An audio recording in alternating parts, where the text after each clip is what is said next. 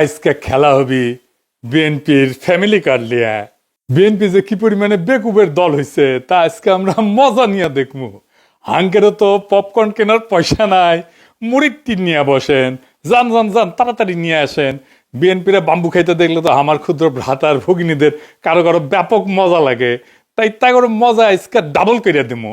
আসেন আগে দেখে নি ফ্যামিলি কার্ডে কি কি দিবি বিএনপি। তারেক রহমান 2024-এর সেপ্টেম্বরে বলছিলেন ফ্যামিলি কার্ডের কথা। সেখানে বলছিলেন এই কার্ড যাদের হাতে থাকবে তাদের প্রত্যেককে মাসে মাসে খাবার আইটেম দেওয়া হবে। দেখেন, পরে দেখা গেল হয় টাকা অথবা খাবার দেওয়া হবে, যার যেটা প্রয়োজন। এই প্রসঙ্গে আমরা পরে আসিচ্ছি, এক এক করে আমরা দেখব। তো কি দেওয়া হবে? তাহলে ফ্যামিলি কার্ডের আওতায় প্রত্যেকটা পরিবার মাসে 2000 থেকে 2500 টাকা অথবা সমমূল্যের খাদ্য সহায়তা পাবে। তবে খাদ্য সহায়তা কি পাবে সেটার ব্যাপারে বিএনপির নেতাদের বক্তব্য আছে, আমরা ওইটা দেখব। আমরা ওইটা দেখে খাবারের হিসাবটা করে নেব। এই সহায়তার নগদ অর্থ হিসেবে অথবা নির্দিষ্ট খাদ্যপণ্য যেমন চাল, আটা, ডাল, ভোজ্য তেল, এটা হিসেবে দেওয়া হয়ে যেতে পারে। তো আমরা এই যে এটার একটা হিসাব কেজি ধরে করে দিছে এক বিএনপির নেতা, আমরা সেটা দেখেই হিসাব করব। এতে একটা পরিবারের খাদ্য চাহিদার একটা বড় অংশ নিশ্চিত হবে বলে তারা মনে করে আর কি। টাকাটা আসবে কিভাবে? ওইখানে বলা হয়েছে যে বর্তমান রাজস্ব এবং ব্যয়ের কাঠামোর মধ্যে বরাদ্দ এবং ব্যয় ব্যবস্থাপনা দক্ষতা বাড়ায়, দুর্নীতি অপচয় কমানোর মাধ্যমে প্রয়োজনীয় রাজস্ব সাশ্রয় সৃষ্টি করিয়া এটার বরাদ্দ করা হবে। এটা বিএনপির তারেক রহমানের উপদেষ্টারই লেখা, এটা দেখেছেন। তো কাদের দেওয়া হবে এই ফ্যামিলি কার্ড? সবাই পাবে, এটা সার্বজনীন, মানে দেশের সবাই, এমনকি সেটা যদি প্রাইম মিনিস্টারের বউ হয় সেও পাবে। ওই সময় বাংলাদেশ বিনিময় করার জন্য আমরা নিয়ে আসছি ফ্যামিলি কার্ড। প্রাইম মিনিস্টার ওয়াইফও যদি মনে করে যে আমি সেটা ইউজ করতে চাই, ইউজ করতে পারবো। মানে কার্ড তো নারীদেরকে দেওয়া হবে, সেই জন্য বলছে যে প্রাইম মিনিস্টারের বউ যদি হয় তাহলে সেও পাবে। এই হইতেছে বিএনপির ফ্যামিলি কার্ডের মোটা দাগে প্রকল্প। এটা তাদের প্রধান নির্বাচনী ক্যাম্পেইন, মানে এটা দিয়ে তারা ইলেকশনে উতরায় যাবে বলে আশা করতেছে। আর উতরাইতে পারবে কিনা সেটা আল্লাহ জানে। যাই হোক, ওই যে জামাইকোটা বুদ্ধিজীবী বলেছিল না যে জামাতের কোনো প্ল্যান নাই, আনপ্রিপেয়ার্ড। জামাত ইসলাম যদি সরকারে আসে তাহলে অর্থমন্ত্রী কি হবে? আপনি যে কোনো জামাত ইসলামের লোককে জিজ্ঞেস করেন, পাবলিক ভিশন এগুলো নাই। জি, তো আসেন বিএনপির কেমন প্রিপারেশন নিচ্ছে সেটা দেখি।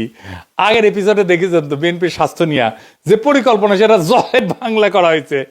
একে একে সব পরিকল্পনা জয় বাংলা করে দেওয়া হবে, চিন্তা করেন না। আসেন একে একে শুরু করি। ভালচুন বিএনপির ফ্যামিলি কার্ডের ধাপ্পাবাজি। রাষ্ট্রের কাজ ভিক্ষা দেওয়া না, রাষ্ট্রের কাজ দয়া দেখানো না। রাষ্ট্রের কাজ হইল যারা পড়ে যাইতেছে, পিছায় পড়তেছে, যারা সুবিধা বঞ্চিত, যারা দুর্বল, তাদেরকে টেনে ধরা, তাদেরকে বাঁচানো। এটার নামই হইতেছে সামাজিক সুরক্ষা বলয়, ইংরেজিত কয় সোশ্যাল সেফটি নেট। ফ্যামিলি কার্ডে বলা হয়েছে সব পরিবারকে প্রত্যেক মাসে সমান টাকা দেওয়া হবে। এখানে রাষ্ট্র ভেঙে পড়ে। রাষ্ট্র কোনো তো এটিএম মেশিন না যেখান থেকে টাকা বেড়াবি। রাষ্ট্র কোনো ডিস্ট্রিবিউশন সেন্টারও না, এটা বিতরণের কাউন্টারও না। রাষ্ট্র হইল মরাল অথরিটি, নৈতিক কর্তৃত্ব। রাষ্ট্রকে সিদ্ধান্ত নিতে হয় কে সবচেয়ে বিপদে, কে আজিব ধৈর্য পড়বে, কে সবচেয়ে দুর্ভাগ্যের মধ্যে আছে, কে পিছায় পড়ছে, কাকে না ধরলে সমাজ ভেঙে যাবে, কাকে না বাঁচাইলে চলবে না। ফ্যামিলি কার্ড বলে এই বিচার আমি করব না, সবাইকে সমান দিতে হবে সমাজতন্ত্র। এইটা হইতেছে পলিসি ফেলিয়ার, মরাল কোলাপস, নৈতিক পতন। এই যে সামাজিক সুরক্ষা বলয় বা সোশ্যাল সেফটি নেট, এটার মানেটা আসলে কি? এটার মানে হইতেছে যে নির্দিষ্ট গোষ্ঠীর জন্য সহায়তা। এটা হইতেছে সবচেয়ে যার বেশি প্রয়োজন সে পাবে সাহায্য।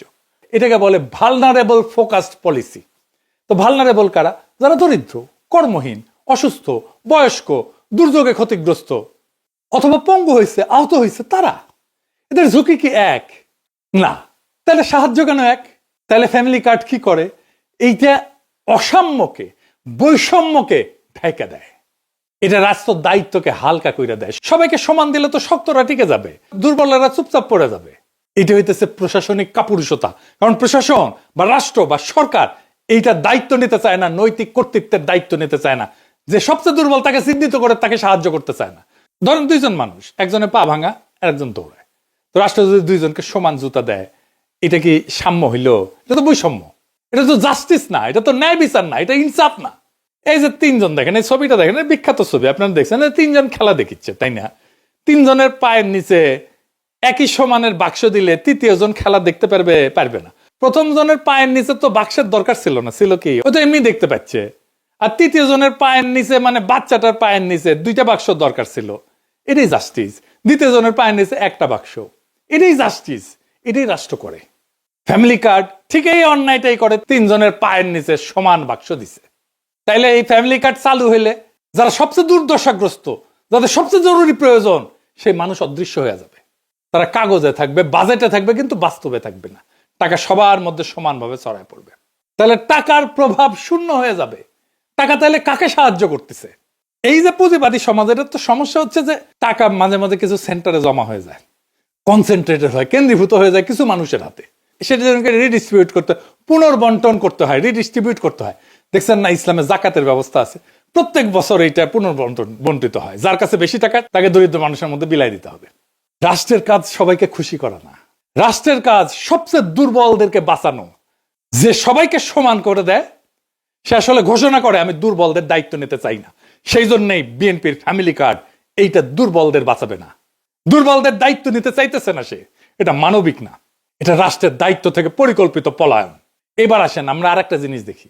বিএনপি বলতেছে যে বাসার কর্ত্রী বা head of the house hold নারী, তাকে দেওয়া হবে। Head of the house hold বলতে কি বুঝাইতেছে? মানে পরিবারের গৃহকর্ত্রী আর কি, এই নারীর নামে। ইংরেজিতে লিখছে woman head of house hold. এখানে প্রথম সমস্যা হইতেছে পরিবারের সংজ্ঞা কি, কে এটা সংজ্ঞায়িত করবে? আমাদের সমাজে যৌথ পরিবার আছে এবং ছোট পরিবার আছে, যেটাকে নিউক্লিয়ার পরিবার বলা হয়, একই সাথে চলে। যে নারী, সে নারী তো কারো মা, সে একই সাথে কারো মেয়ে, কারো স্ত্রী, কারো শাশুড়ি, কারো পুত্রবধূ, কারো বোন। তাকে কোন পরিবারের অন্তর্ভুক্ত করা হবে? পরিবারের কোনো সংজ্ঞা বানানো তো সম্ভব না। এটা একটা ইমোশনাল অ্যাটাচমেন্ট। একটা পরিবারে কে কে থাকবে, কোন কোন সম্পর্ক থাকবে, কতদূর রক্ত সম্পর্ক পর্যন্ত পরিবারের ভিতরে থাকবে, তো এসব তো রাষ্ট্র বা সরকারি আমলারা এটা সংজ্ঞায়িত করে দিতে পারে না, বলে দিতে পারে না, ডিকটেট করে দিতে পারে না। এক এক পরিবার এক এক রকম হবে। দেখবেন কোন পরিবারে শাশুড়ি আছে, কোন পরিবারে মা আছে, কোন পরিবারে ভাই আছে, কোন পরিবারে বোন আছে। এই একটা ইস্যুতে তো ব্যাপক কারচুপি, দুর্নীতি হবে। একটা পরিবারের সব মেয়ে প্রত্যেকের নিজের নামে কার্ড বানাবে, এটা হবে। আমি কয়ে দিতেছি, লিখে দিতে পারেন। বাংলাদেশে বিয়ের পর অনেকে বাপের বাড়ি বা শ্বশুর বাড়িতে থাকে, তাদেরকে কি আলাদা আলাদা পরিবার গণ্য করা হবে নাকি একটা পরিবার গণ্য করা হবে? একটা পরিবারে এইভাবে অনেকগুলো কার্ড বানায়, সবগুলো থেকে টাকা রেশন নিজেদের অ্যাকাউন্টে পড়বে। যদি সবাইকে দেওয়া হয়, তাই তো দিতে চায় তারা সবাইকে। এবার একটা ইন্টারেস্টিং জিনিস দেখি। এই যে বলছি যারা ভালনারেবল গ্রুপ, যাদের সবচেয়ে বেশি সাহায্য দরকার, তাদের কিন্তু অন্য সহায়তা দেওয়া হয়। সেটা কি বন্ধ করে দেওয়া হবে? বিএনপি কি সেটা বন্ধ করে দিবে? আসেন সেটা বুঝে দেখি। আমাদের সামাজিক সুরক্ষা কার্যক্রম কি কি আছে? আপনার নাম শুনেছেন অনেক, বয়স্ক ভাতা, বিধবা ভাতা, প্রতিবন্ধী ভাতা, তাই না? এমনকি হিজড়া জনগোষ্ঠীর জীবন মান উন্নয়ন ভাতা আছে। আমাদের একটা বিশাল খাদ্য ভিত্তিক সুরক্ষা কর্মসূচি আছে, এটা সে পাশে লিখে দেন। এর মধ্যে আছে ভিজিডি কার্ড, আপনারা শুনছেন, এটার নাম হচ্ছে ভালনারেবল গ্রুপ ডেভেলপমেন্ট। তারপরে আছে VGF card, vulnerable group feeding. তারপরে জিআর আছে, এটি দুর্যোগকালীন ত্রাণ। তারপর ওএমএস আছে, ওপেন মার্কেট সেল, খোলা বাজারে খাদ্য বিক্রি। তারপরে টিসিবির কার্ড আছে, দেখছেন না? এটার মাধ্যমে ভর্তুকি দেওয়া হয়েছে, যে সমস্ত পণ্য সেটা দেওয়া হয়। আবার এটা কাজের বিনিময়ে খাদ্য কর্মসূচি আছে না, ফুড ফর ওয়ার্ক, কাজের বিনিময়ে খাদ্য, কাজের বিনিময়ে অর্থ, যেটা সেটাকে বলা হয় টেস্ট রিলিফ। তারপরে একটা ইজিপিপি বলে আছে, মানে যেটা কর্মসংস্থান সৃষ্টি করবে, এরকম প্রোগ্রাম। অতি দরিদ্রদের জন্য কর্মসংস্থান কর্মসূচি। তারপরে নারী এবং শিশু মাতৃস্বাস্থ্য সুরক্ষা আছে, মাতৃত্বকালীন ভাতা আছে একটা, যারা বাচ্চাদেরকে দুধ দেয় তাদেরকে মাতৃত্বকালীন একটা ভাতা আছে, মা এবং শিশু সহায়তা কর্মসূচি। তারপরে প্রাথমিক বিদ্যালয়ে মিড ডে মিল আছে, মানে স্কুলের মধ্যেই খাবার দেওয়া হয় বাচ্চাদেরকে। শিক্ষাভিত্তিক সুরক্ষা আছে, মানে প্রাথমিক এবং মাধ্যমিক স্তরে উপবৃত্তি আছে, মাদ্রাসা শিক্ষাদের উপবৃত্তি আছে, এবং বিশেষ এবং প্রান্তিক জনগোষ্ঠীর জন্য কর্মসূচি আছে। খুব চমৎকার চমৎকার কর্মসূচি আছে। যেমন ধরেন চা বাগান শ্রমিকদের সহায়তা কর্মসূচি। চা বাগান শ্রমিকরা কিন্তু খুবই দরিদ্র, অতি দরিদ্র। তাদের যে জীবনের যে কি কষ্ট আপনারা চিন্তাও করতে পারবেন না। আমি একটা ক্লিপ দেখাবো আজকে। তারপরে ধরেন বেদেদের জন্য, জেলেদের জন্য, হাওড় এবং চরাঞ্চলের জনগোষ্ঠীর জন্য আলাদা আলাদা ভাতা আছে, ক্ষুদ্র নৃগোষ্ঠীর জন্য উন্নয়ন কর্মসূচি আছে। তারপরে ধরেন বন্যা হইল, সেখানে দুর্যোগ, জলবায়ু ঝুঁকি ব্যবস্থাপনা, এইটার জন্য আবার আলাদা সহায়তা আছে। খরার জন্য সহায়তা আছে। ওই যে হাসিনা বাসা টাসা বানাই দিছিল না, ওইটা একটা বাসস্থান পুনর্বাসন কর্মসূচি আছে। বিএনপি বলতেছে যে এই যে ফ্যামিলি কার্ডের বার্ষিক ব্যয়, এইটা হবে 12,000 কোটি টাকা। তো এই আমি যতগুলো সামাজিক সুরক্ষার কর্মসূচি বললাম এই বাজেটের 10%-এর মতো, 10.28 ওরা বলছে। মানে হাসিনা আমলে যেটা দেওয়া হইতো তার 10 ভাগের 1 ভাগ। কিন্তু সামাজিক সুরক্ষা কর্মসূচিগুলোর মধ্যে ওরা বলতেছে যে এটা ওভারল্যাপ আছে, মানে একই সুবিধা একাধিকবার পেয়ে যায় একজন। সেটা কমায় বিএনপি 9,500 কোটি টাকা সাশ্রয় করবে নাকি এর মধ্যে থেকে, এবং সেই অর্থটা ফ্যামিলি কার্ড স্কিমে দেবে। বুঝছেন, এই 12,000 টাকার মধ্যে 9,500 টাকা এক্সিস্টিং যে সামাজিক সুরক্ষা আছে ওইখান থেকে বাইর করে কেটে নিয়ে ফ্যামিলি কার্ডে ঢুকাবে। মানে একটু বুঝাই দিই, এই যে দেখেন চা বাগান শ্রমিক সে একটা বিশেষ সুবিধা পায়। আগে একটু দেখায়নি, চাতে তো মজা করে খায়, চা বাগান শ্রমিকের জীবনটা কেমন, কষ্টটা কেমন দেখেন। এটা গ্রিন টি, এটা গ্রিন টি। এই পাতা আমাদের মহিলারা তুলবে। হ্যাঁ, এই পাতা 23 কেজি তুলবে না, আমার ওয়াইফ 8 ঘন্টা কাজ করে 178 টাকা পায়। 8 ঘন্টা কাজ করার পরে 23 কেজি তোলার পরে 178 টাকা পায়। জি, আর 23 কেজি কম হলে 1 কেজি প্রতি 60 টাকা মাইনাস।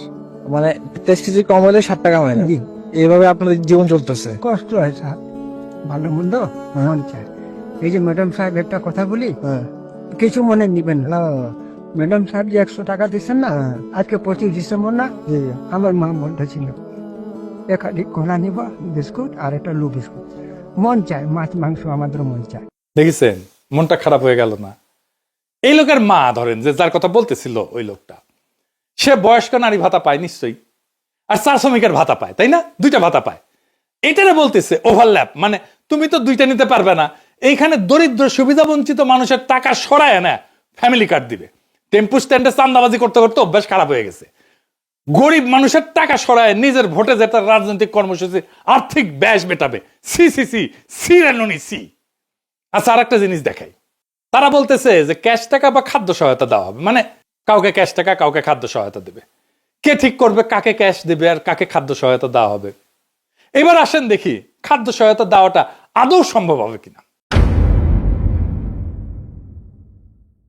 বিএনপি নেতারা বলতেছে ফ্যামিলি কার্ডের মাধ্যমে সবাইকে প্রত্যেক মাসে 25 কেজি চাল, 5 কেজি আলু, 2 কেজি ডাল, 2 লিটার তেল, 1 কেজি লবণ ফ্রিতে দেবে বিএনপি। বেনে বেনে করছি না, বিএনপি নেতারাই করছে, শোনেন। আমরা প্রত্যেকটা পরিবারের নারী সদস্যর নামে একটা করে ফ্যামিলি কার্ড প্রদান করব। ওই ফ্যামিলি কার্ডের মাধ্যমে আপনি 25 কেজি চাল প্রতি মাসে, 5 কেজি আলু, 2 কেজি ডাল, 2 লিটার তেল, 1 কেজি লবণ আপনি ক্রয় করতে পারবেন সম্পূর্ণ বিনামূল্যে। শুধু কার্ডটা আপনার হাতে থাকলেই আপনি পারবেন। হাঙ্গারে কাঁঠাল রানী 2009 সালে সবাইকে 10 টাকা কেজি ধরে চাল খাওয়ানোর লোভ দেখায় ক্ষমতায় এসেছিল। হ্যাঁ, খাওয়ানোর লোভ দেখায় ক্ষমতায় আসাটা বাংলাদেশের বড় দলগুলোর খাইসলত হয়ে গেছে। বাংলা মার্টিন লুথার কিং কাঁঠাল রানীর চেয়ে 1 ধাপ আগায় সবাইকে ফ্রি চাল খাওয়ানোর প্রতিশ্রুতি দিচ্ছে। খালি ফ্রি চাল না, সাথে ফ্রি আলু, ডাল, লবণ, তেলও থাকবি। দেশের সরকারি হিসাবে ধরে নিলাম আনুমানিক 4 কোটি পরিবার আছে। যদিও ফ্যামিলি কার্ড হইলে কারচুপির মাধ্যমে এই সংখ্যা বহুগুণ বৃদ্ধি হবে। দেখবেন এই 4 কোটি পরিবারকে প্রত্যেক মাসে বাংলার মার্টিন লুথারের প্রতিশ্রুতি অনুযায়ী 25 কেজি চাল, 5 কেজি আলু, 2 কেজি ডাল, 2 লিটার তেল, 1 কেজি লবণ যদি ফ্রিতে দেওয়া হয় তাহলে 35 কেজি খাদ্যদ্রব্য, 35 কেজি সব মিলে সরকারকে 4 কোটি পরিবারের প্রত্যেককে মাসে 35 কেজি খাদ্যদ্রব্য প্রত্যেক গ্রামে ফ্রিতে সরবরাহ করার এটার যে ক্যাপাসিটি, লজিস্টিক্যাল ক্যাপাসিটি, সেটা তৈরি করতে হবে। গুদাম লাগবে, ট্রান্সপোর্ট লাগবে। এটা কত বড় সংখ্যা, এটা বাংলার মার্টিন লুথার কিং অঙ্ক করে দেখছে কিনা আমি জানি না।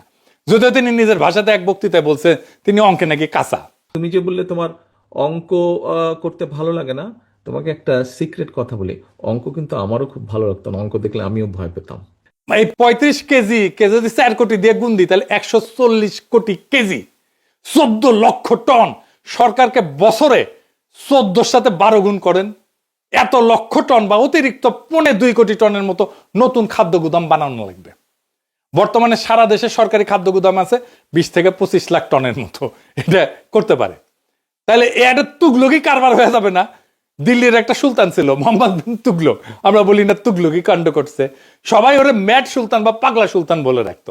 সেরকম উদ্ভট সব প্রজেক্ট করে সালতানাতকে দেউলিয়া বানায় ফেলছিল। বাংলার মার্টিন লুথারও একই পথে হাঁটা শুরু করেছে। দেশে বর্তমানে যে সমস্ত সরকারি খাদ্য গুদাম আছে সেখানে ব্যাপক দুর্নীতি হয়। কৃষক সরকারি আমলা কর্মচারীকে ঘুষ না দিলে সেখানে নিজের ফসল বেচতেই পারে না, পারে গুদাম থেকে খাদ্যশস্য লোপাট হয়ে যায়। সরকারি কর্মকর্তা কর্মচারীরা গুদামের খাবার ব্ল্যাক মার্কেটে চুরি করে বেচে দেয়। ফ্যামিলি কার্ডের মাধ্যমে এই প্রক্রিয়া আরো ব্যাপক এবং ভয়াবহ রূপ ধারণ করবে। মানুষজনে ভেনেজুয়েলার মতো প্রত্যেক জেলায় জেলায় লম্বা লাইন ধরে দাঁড়াবে খাদ্য গুদামের সামনে রেশনের জন্য। সোভিয়েত রাশিয়া এরকম লাইন ধরে ধরে রেশন দেওয়া হইতো, জানেন না তো? সোভিয়েত আমলে, সমাজতান্ত্রিক আমলে, কমিউনিস্ট আমলে, জানেন না, লাইন ধরে ধরে দেওয়া হইতো। তো ওইখানে লাইন দেখলে পাবলিক দেড়ে যেত আর কি। এইটা হবে এইখানে সরকারি আমলা যেখানে বসে বসে এক এক করে সবাইকে অল্প অল্প করে খাবার বিতরণ করবে, আর লম্বা লাইন, এই লাইন আর শেষ হবি না। সরকারি আমলারা এইসব করতে গিয়ে দুর্নীতি আর ভজঘট লাগায় খাবার শর্ট করে ফেলবে সবার জন্য। আর এই খাবার বিতরণের লোকজন কোথায়, লোকবল কোথায়, কে বিতরণ করবে? এর কোনো হিসাব আছে? গুদামে খাদ্যদ্রব্য রেখে পচায় ফেলবে সরকারি কর্মচারীরা, পচা মাল মানুষজনকে খাওয়াবে, ভালো মাল সরকারি কর্মকর্তা কর্মচারীরা ব্ল্যাক মার্কেটে বেচে দিবে, নিজেরা খাবে আর মাল পানি কামাবে। এটা নিয়ে দেশে ভয়াবহ রাইট লাগবে, দাঙ্গা লাগবে ভবিষ্যতে। বাঙ্গুদের বিয়ে বাড়িতে মাংসের পিস কম পড়লে মারামারি শুরু হয়ে যায়। আর আমাদের বাংলার মার্টিন লুথার কিং সারা দেশে সবাইকে মাসে মাসে ফ্রি খাওয়ানোর প্রতিশ্রুতি দেয়। বাজারে কোনো কিছু কিনতে হলে টাকা লাগে। টাকা হচ্ছে কোনো বস্তু বা সেবার প্রতি কারো একটা ক্লেম, তাই না? টাকা নকল করে ছাপানো অসম্ভব না হইলেও অনেক কঠিন কাজ, তাই না? কিন্তু এই যে ফ্যামিলি কার্ড বা রেশন কার্ড বা কুপন, এটা 2 নম্বর করে ছাপানো একদম সহজ কার, 1-2 এর ব্যাপার। এটা যে কেউ পারবে। এই জন্য এইসব ক্ষেত্রে ভয়াবহ জালিয়াতি হবে। ভারতের রেশন সিস্টেম আছে এবং সেটা মারাত্মক একটা অদক্ষ এবং দুর্নীতিপ্রবণ একটা ব্যবস্থা। ভারতে কোটি কোটি কোটি ভুয়া রেশন কার্ড আছে। এর জন্য অর্থনীতির জন্য একটা মারাত্মক বোঝা। দেখেন, সরকার কৃষককে ভর্তুকি দিয়ে সার বিতরণ করে না? আমরা কৃষক কার্ড নিয়েও আসিচ্ছি, দাঁড়ান। চাচা শুনে, তারেক রহমান সাহেব যে আপনার জন্য কৃষক কার্ড করছে এটা আপনি জানেন? একটা কৃষক কার্ড করছে যে, জানেন এই কৃষক কার্ডে কি থাকবে জানেন? এই যে দেখেন, এরকম একটা কৃষক কার্ড দিবে যেখানে মেয়াদ দেওয়া থাকবে, কার্ড নাম্বার থাকবে, ঠিক আছে, নাম থাকবে, পাশে আপনার ছবি থাকবে। এই কৃষক কার্ডের মাধ্যমে আপনি ফ্রি কীটনাশক, না হলে হচ্ছে বীজ, না হলে কোনো না কোনো কিছু পাবেন, ঠিক আছে? এবং এটা শুধুমাত্র আমাদের দল করবে। তো এই সার বিতরণের ব্যাপক দুর্নীতিগ্রস্ত একটা ব্যবস্থা। যারা কৃষক ভাই আছেন তারা এটা ভালো করে জানেন। এটা এলাকার প্রভাবশালী নেতা কর্মীদের মাল পানি কামানোর জন্য একটা লোভনীয় পেশা। সেই সারের ডিলারশিপ কে নিবে? এটা নিয়ে এলাকায় রাজনৈতিক নেতাদের মধ্যে কামড়াকামড়ি হয়, মারপিট হয়। এই খাবার বিতরণের ডিলারশিপ নিয়েও টেম্পু স্ট্যান্ড পার্টির মধ্যে কামড়াকামড়ি হবে, খুনাখুবনি হবে, মারপিট হবে। লিখে রাখতে পারেন, এখনই হয় টেম্পু স্ট্যান্ড নিয়ে মারপিট হয়। আধুনিক অর্থনীতির জনক অ্যাডাম স্মিথের আগেও মুসলিম ঐতিহাসিক এবং সমাজবিজ্ঞানী ইবনে খালদুন, তার একটা বই আছে মুকাদ্দিমা, আল মুকাদ্দিমা। এটাতে ডিটেলস ব্যাখ্যা করছেন কোন একটা শাসকের বা রাষ্ট্রের এই ধরনের বাণিজ্য কর্মকাণ্ডে অংশগ্রহণ করা ঠিক না। এটা উনি বলে দিচ্ছেন। এটা যে রাষ্ট্রের জন্য একটা বিধ্বংসী কাজ, সেটা তার বইয়েতে বিস্তারিত ব্যাখ্যা করছেন। এটা তার বইয়ের ইংলিশ অনুবাদ, সময় থাকলে পড়ে নিতে পারেন। জামাই কোটার বুদ্ধিজীবীর নাকি এটা খুব প্রিয় বই। যাই হোক, পরিচয় বুঝিছে কিনা কে জানে। ইবনে খালদুন এতই প্রভাবশালী এবং বিখ্যাত যে আমেরিকার প্রেসিডেন্ট রোনাল্ড রিগান পর্যন্ত তার বক্তব্যে ইবনে খালদুনকে কোট করতেন। শুনেন। I studied economics in college when I was young, and I learned there about a man named Ibn Khaldun who lived 1200 years ago in Egypt. And 1200 years ago he said, in the beginning of the empire, the rates were low, the tax rates were low, but the revenue was great. He said in the end of the empire, when the empire was collapsing, the rates were great and the revenue was low. আজকার একজন ফরাসি political ইকোনমিস্টের সাথে পরিচয় করে দিই এবং দার্শনিক, তার নাম হচ্ছে ফ্রেডরিক বাস্তিয়াত। তার বইতেও এরকম থিম ব্যাখ্যা করছেন। এটাও ইংরেজিতে অনুবাদ। তার একটা চ্যাপ্টার আছে, তার নাম হচ্ছে দ্য ইন্টারমিডিয়ারি বা মধ্যস্বত্বভোগী। ওইটাতে উনি ব্যাখ্যা করছেন যে কোন সরকারি আমলা বা কর্মচারীরা একটা সমাজের সবচেয়ে বড় পরগাছা। সরকারি কর্মচারীরা কিছু মনে করেন না, এটা বইপত্রের কথা আমি কইলাম আর কি। ইংরেজ আমলের জমিদারদের চেয়ে বড় পরগাছা বর্তমান সরকারি কর্মকর্তা কর্মচারীরা। সাধারণ জনগণ ব্যবসায়িক টাকায় এদের বেতন ভাতা হয়, আবার এরাই সেই জনগণের কাছ থেকে ঘুষ নেয়, মাল চুরি করে, টাকা না পেলে কাজ করে না, ফাইল আটকায় রাখে, ফাইল ঠেকায় ঘুষ নেয়, আবার জনগণকে নিজের চাকর বাকর মনে করে, সান্না দেখলে আবার মেজাজ খারাপ করে। সব শেষে কাসাসুল আম্বিয়া থেকে একটা গপ্প শোনাই। হযরত সুলাইমান রাদিয়াল্লাহু আনহু নিজেকে অনেক ক্ষমতাধর ধনী বাদশা মনে কইরা একবার ঠিক করছিলেন তিনি আল্লাহর সৃষ্টি পৃথিবীর সকল জীবকে একবেলা খাওয়াবেন। এটার জন্য বিশাল রান্নার আয়োজন করলেন। ব্যাপক রান্না টান্না শেষ করে পরিবেশন করে সবাইকে দাওয়াত করতেন। ওই সময় সাগর থেকে একটা তিমি মাছ উঠে আসে। সেই তিমি মাছ উঠে এসে পুরা রান্না করে খাবার একাই খেয়ে শেষ করে ফেলে। এবং বলে যে এটা তার মাত্র এক বেলার খাবার। এই গল্পের মূল শিক্ষা হচ্ছে হযরত সুলাইমান যত ক্ষমতাধর বাদশাহী হোক না কেন, আল্লাহর সৃষ্টি সকল প্রাণীর রিজিকের ব্যবস্থা করা তার সাধ্যের বাইরে। আল্লাহ তাআলা পৃথিবীর শত শত কোটি কোটি প্রাণীর রিজিকের ব্যবস্থা করেন কোনো সমস্যা ছাড়াই। কোন মানব শাসক যদি নিজেকে গড কমপ্লেক্সে ভোগা শুরু করে সিদ্ধান্ত নেয় যে কোটি কোটি মানুষকে বিনামূল্যে মাসে মাসে ফ্রিতে চাল ডাল আলু লবণ তেল এইসব খাবার খাওয়াবে, সেটা হইলে তার জন্য জীবনে সামনে বড় হোঁচট অপেক্ষা করা, আছাড়ের অপেক্ষা করতেছে। এবার আসেন আরো দুইটা গুরুত্বপূর্ণ পয়েন্ট, বাজেট আর কাকে দেওয়া হবে এটা নিয়ে আলাপ করি। বিএনপি বলছে যে প্রথম 50 লাখ পরিবারকে দিবে, ভালো কথা। বিশ্বব্যাংক বলতেছে যে 2025 সালের শেষে বাংলাদেশে অতি দরিদ্র মানুষের সংখ্যা হইতে পারে 1,58,00,000 মতো, আর দরিদ্র মানুষের সংখ্যা হবে 3,90,00,000 মতো। সো আমরা তো এই অতি দরিদ্র এবং দরিদ্র মানুষদেরকে তো সাহায্যটা দিব, তাই না? তাইলে এই মোট দরিদ্র এবং অতি দরিদ্র মানুষের সংখ্যা কত? 5,48,00,000 জন। সো বাংলাদেশে গড় পরিবারের সদস্য সংখ্যা সাধারণত ধরা হয় 4.3 থেকে 4.5 জন প্রত্যেক পরিবারে। এটা বাংলাদেশি সরকারি হিসাব এবং আন্তর্জাতিক সংস্থা এটা ব্যবহার করে। আমি মাঝামাঝি ধরে নিচ্ছি 4.5 জন পরিবারের হিসাব। তাহলে 5,48,00,000 এটাকে যদি 4.5 দিয়ে ভাগ করি তাহলে 1,22,00,000 পরিবার হইতেছে দরিদ্র এবং অতি দরিদ্র পরিবার। এর মধ্যে মাত্র 50 লাখকে কে নির্বাচন করবে, কিভাবে করবে, কোন ক্রাইটেরিয়া করবে? এই যে হারুন যে কইছে যে হারুনকে বইলে আওয়ামী লীগকে ফ্যামিলি কার্ড দেবে, উনকে শুনেন। জামাতকে কখনো ভোট দিস না, আওয়ামী লীগকে আমাদেরকে ভোট দে, আমরা তোদেরকেও হারুন ভাইকে বলে তোদের সবাইকে ফ্যামিলি কার্ড করে দেবো। এবার আসেন বাজেটের প্রশ্ন। এত বিরাট প্রকল্পের খরচ সরকার কই থেকে যোগান দেবে? আর যদি তারা বলে যে আগে যেটা সামাজিক সুরক্ষা কর্মসূচি ছিল সেইটার বাইরে এটা নতুন, তাহলে এত বিরাট প্রকল্পের খরচ সরকার কই থেকে দিবে? বাংলাদেশ সরকারের বাজেট অলরেডি ওভার এক্সস্টেড। সরকারি বাজেট ডকুমেন্ট যা পড়ার শিক্ষা রাখে সে পড়লে বুঝবে সরকারের রাজস্ব এর চাইতে খরচ অনেক বেশি। এছাড়া সামনে অনেক হাসিনার রেখা যাওয়া ঋণের ইনস্টলমেন্ট শোধ করার টাইম হয়ে আসতেছে, শোধ করা শুরু হবে এই 2026 থেকে।